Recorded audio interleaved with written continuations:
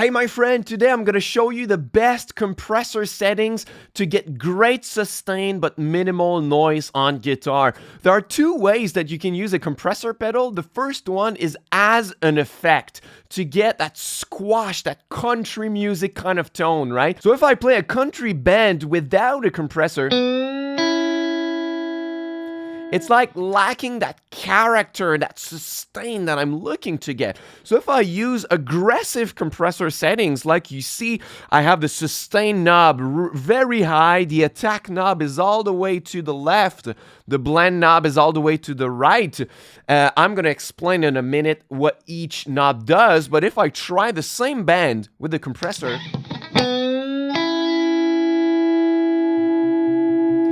I get that squash, that character, that tone to it, where I can play things like these.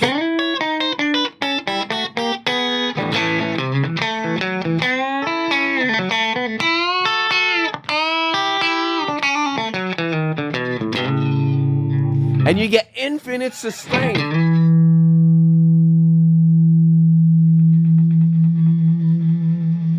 Wow, but the problem with aggressive settings like these is that first of all, you're gonna get more noise. So without the pedal, this is what I have. And with it, so it's quite a bit of added noise and it's gonna remove the dynamics from your playing. It's great if you wanna play country music because that's kind of the aesthetic of the music, right? You want all of the notes to sound even and clear and pop, right? So if I play something like sloppy picking without the compressor, right? It sounds sloppy, it doesn't sound even, it sounds like I'm not picking properly, but with aggressive settings like these, everything sounds clearer because of that. The compressor takes everything that's too loud or too quiet, it squashes it and raises it at the same volume for everything. So if your picking is not too consistent, this is something that can help a lot. But now it's too aggressive if you're not playing country, right? If like me, you play ambient guitar or pop or rock, you want subtle settings so that you can retain your tone but still have a range of dynamics with your playing. Because right now, let's say that I want to play chords and play quietly and loudly, depending on which string I touch.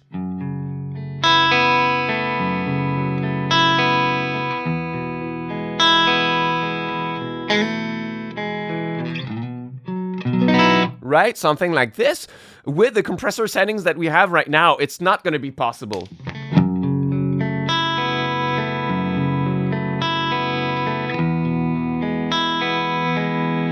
I'm picking exactly the same way, but now it's squashing everything, right? So the first thing I'm looking for in a compressor pedal is to have a blend knob, because the blend knob is going to blend the compressed signal with your dry signal. That way you can retain the tone and the dynamics of your playing and just add the sustain to it.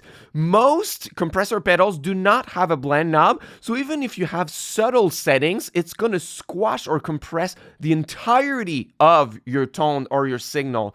So that's why I love the blend knob. So usually I'm going to put the blend knob just like 1/3 of the way up, like really subtle. Then, of course, I'm going to back on the sustain because we don't need sustain for days and ages like we did with the country example.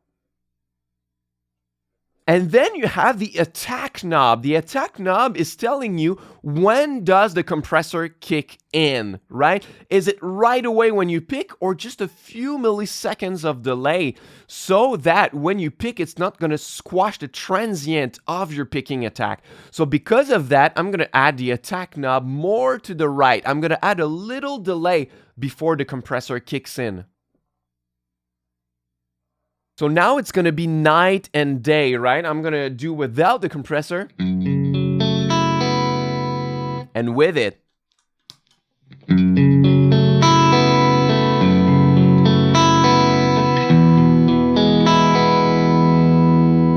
But now our problem is now, since we moved the attack knob and the blend knob, it is too loud, right? If I play without the pedal, And with it, we have a significant volume boost. So sometimes when something is louder, we perceive it as sounding better. So to not be biased only with the volume, we're gonna twist the level knob or the volume knob to be at equal volume than our dry signal without the compressor, right? So now I'm gonna try to move it.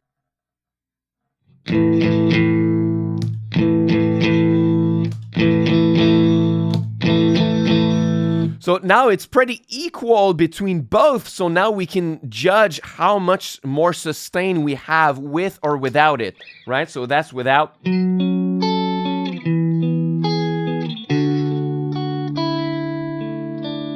And with it.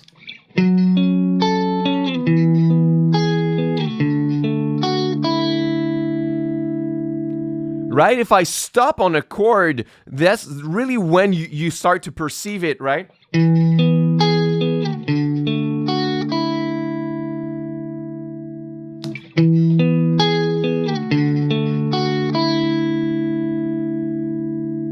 It sustains the chord for longer, and what I like from subtle settings like these, it just gives you that sustained boost, but it's not noisier, right? That's one of the cons of some compressor pedals, and most compressor pedals, is that it's going to add a lot more noise, because that's normal. It's going to take everything, squash it, and raise it. So that's going to do the same thing with the noise, right, in the background. Squash it, raise the noise. So if you compare, it's not that much with subtle settings like these. So the noise without the compressor, and with it is a subtle difference. So that might be great for just the sustained boost that you get. And you can also test how it reacts with your other pedals. So I play ambient guitar, I play with a lot of reverb and delays, so I can test the compressor with my delay and reverb to see how that sounds.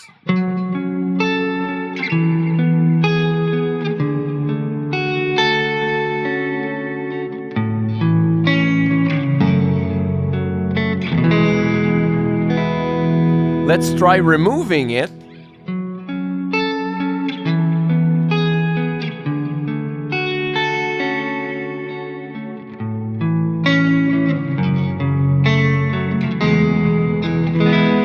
And once again with it.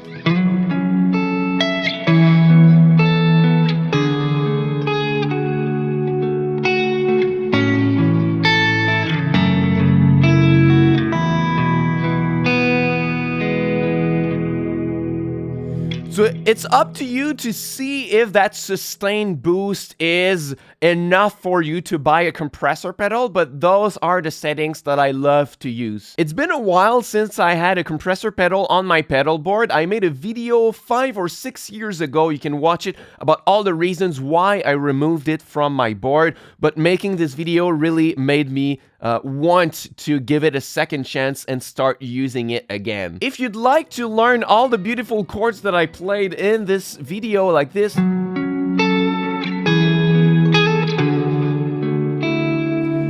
this is what I teach in my free mini course on spread triad chords. Those are the most popular chords to play in that ambient guitar style of playing. You can click on the first link in the description box to enroll for free. It's a 45 minutes online course with downloadable chord charts and exercises, and I have some muting techniques in here that I teach you. It's really, really nice, very valuable. I hope that you're gonna check it out. Once again, first link in the description box. Thank you very much for watching my video, and until next time, au revoir.